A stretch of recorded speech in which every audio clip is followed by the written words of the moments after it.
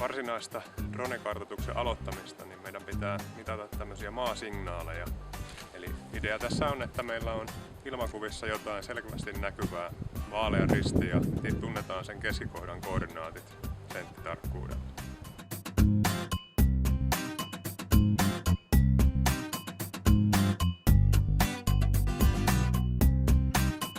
Kartoitussuunnitelman tekeminen on aika helppoa. Tähän ilmakuvan päälle lentoalue pystytään määrittelemään hyvin helposti nurkkapisteiden avulla. Sen jälkeen määritetään lentoasetukset, kuten lentokorkeus, sivupeitto ja lentonopeus. Ja näillä asetuksilla maan kartoitusresoluutio on 2,63 senttiä per pikseli, lentoaika 13 minuuttia.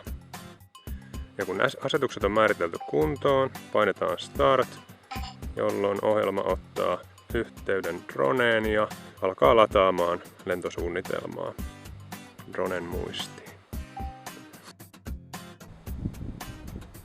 Tämän jälkeen painetaan nappia pohjassa 3 sekuntia, jolloin drone lähtee ilmaan. Ja koko kartoitusprosessi suoritetaan automaattisesti alusta loppuun.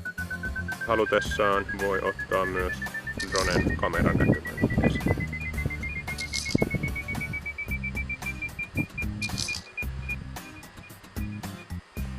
Mission valmistuttua drone palaa automaattisesti takaisin lähtöpisteeseen.